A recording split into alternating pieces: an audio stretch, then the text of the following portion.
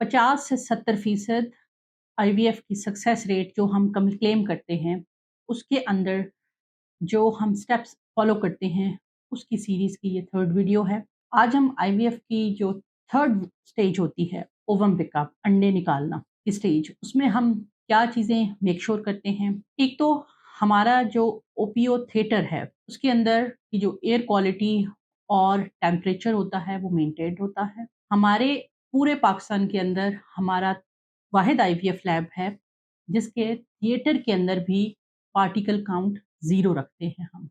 यानी उस जगह के अंदर HVAC भी है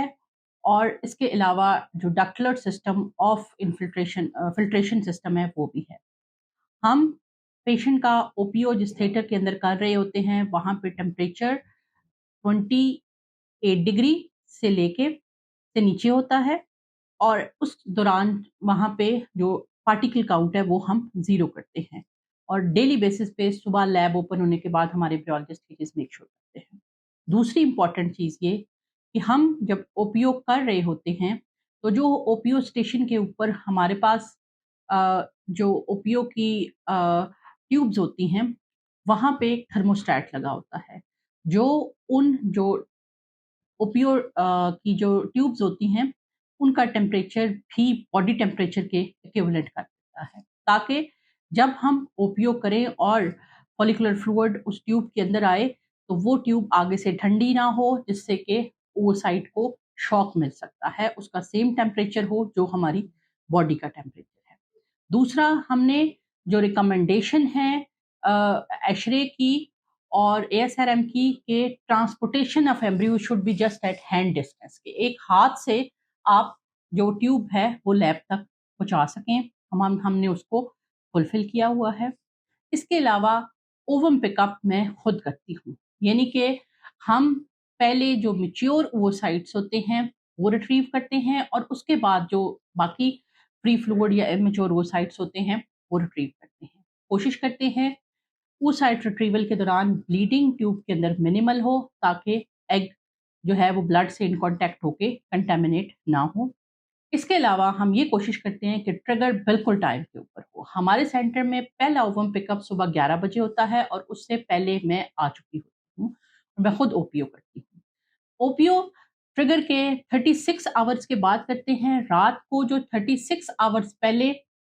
पिछली से पिछली रात को जो इंजेक्शन लगता है वो हम पेशेंट को साथ नहीं देते क्योंकि वो इंजेक्शन अगर टाइम पे ना लग सके या जो है वो प्रॉपर तरीके से ना लग सके तो फॉलिकल के अंदर से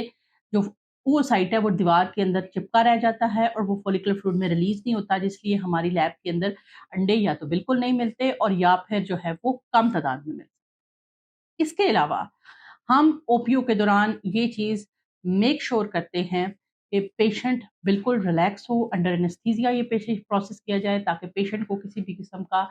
पेन या बैड एक्सपीरियंस ना हो ड्यूरिंग द ओवम पिकअप। अब ये जो ओवम पिकअप होता है इसको पर्सनली सुपरवाइज करके इंडिविजुअलाइज करके जब फॉलिकुलर फ्लूइड हम देते हैं वो लैब को दे देते हैं। अगला जो प्रोसेस होता है उस फॉलिकुलर फ्लूइड में से अंडे निकालने का, उसको ड्यूडनेट करने का और उनको इक्सी करने का, वो इटसेल्फ अपने अंदर एक प्रोसेस ऑफ एक्सीलेंस है। अगर वो एक्सीलेंटली परफॉर्म ना किया जाए तो अगेन आपकी सारी मेहनत ज़ाया हो जाती है। अगला जो हमारा प्रोसेस है वो हमारे पास एम्ब्रियोलॉजिस्ट 4 ट्रेन्ड एम्ब्रियोलॉजिस्ट की टीम है। हमारी टीम के अंदर 2 सीनियर एम्ब्रियोलॉजिस्ट हैं जिनका कि एम्ब्रियोलॉजी का एक्सपीरियंस तकरीबन 10 ईयर्स तक है और 2 जूनियर एम्ब्रियोलॉजिस्ट हैं जिनका कि एम्ब्रियोलॉजी का और एंड्रोलॉजी का एक्सपीरियंस तकरीबन 3 साल का है।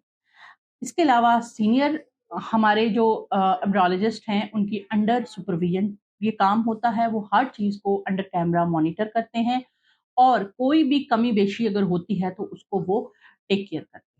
उस प्रोसेस के ऊपर मैं नेक्स्ट वीडियो बनाऊंगी, उसके अंदर हम क्या ऐसे प्रोसेस करते हैं कि जिससे आपकी जो IVF की जर्नी है वो 70% को टच कर